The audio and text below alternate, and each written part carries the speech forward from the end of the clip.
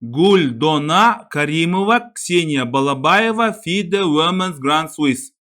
E4, E5, ATF шатсы 6, піл C4, ATF 6, қосат қорғансы. D3 піл E7, рокировка D6. Бұл енді Венгрия қорғансы деп аталады. Венгрия варианты.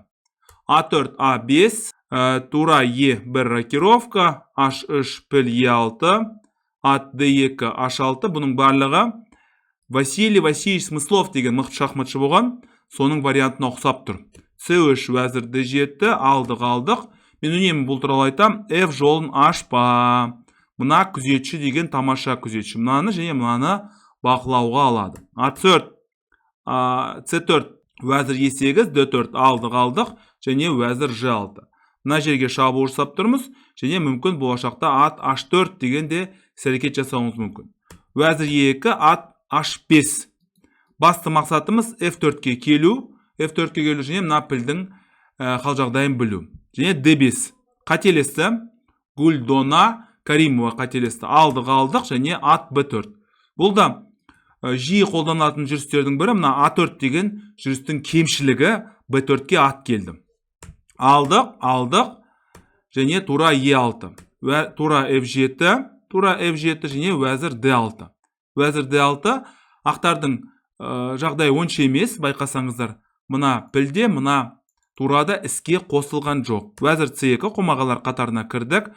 Мына жерге шабуыл жасадық және мына жерге де шабуыл жасадық. Бұлай және вәзір F2 шах. Ең дұрысы бұл жерде тура F2 болған екен. Тура F2 қомағалар қатарына басқаша кіру керек еді. Алдық, F5, алдық. Енді қаралардың жағдайы жақсы, маған ұнап тұр. Енді 1, 2, 3, ал қарсыласта 1, 2.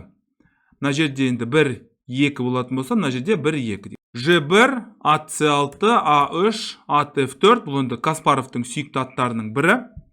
E4, тура F8, енді тарыш ережесіне сәйкес, біз деген артынан қорғаймыз. B3, B6. Жалпы қаралардың жағдайы өте жақсы, маған қатты ұнап тұр. Бәрі бақылауда. Ақтардың ешқандай мүмкіндігі жоқ. C3, ат B4. Енді болашақта мына ат деген ыңғайсыз жағдайға тап болуы мүмкін. Аспалы фигуралардың қатарына кіреді. Бұлай G5, мына жерге шабуыл жасадық, мынаны алғымыз келіп тұр. Бұлай алдық және ат D5.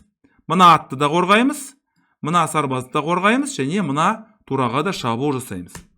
Тура E4 шах, F4, алдық және тура F6. Енді бұл жалпы өте қарапайым позиция, өйткені мына атпен мына пілді салыстыруға келмейді. Мына пілдің мүмкіндігі шектеулі және біздің артық сарбазымыз бар, жағдай өте қиын. Шах былай C8, ат D5, ат E7 және алдық. Болды. Осымен ойын аяқталды. Бір ауыз толтырып айтатын әңгіме жоқ, өйткені Ксения Балабаева өте тәжірибелі шахматшы. Бұл бұндай жағдайды әрине бермейді. A3, алдық, шах, алдық және қалған енді аса қызық емес, өйткені басымдық өте үлкен. Міне мынадан кейін, мына сарбаздан айырылғаннан кейін, қалған бір айтудың да қажет жоқ, өйткені өте үлкен басымдық. Ең басты қызық мына жерде басталды ғой. Мына жерде басталды. Қарсылас деген Гульдона Каримова ойлаған шығар, қазір Ксенияны алдап кетем деп ойлады. Кешірім сұрайым, Ксенияны алдап кетем деген ойы болған сияқты осы жерде. Міне D5 деп жүріп, ол ойлады, қазір D5 деп жүремде осы атқа шабуыл жасаймда қарсыластың миын шағам деп. Бірақ қателесті, алдық және осындай варианттар болды.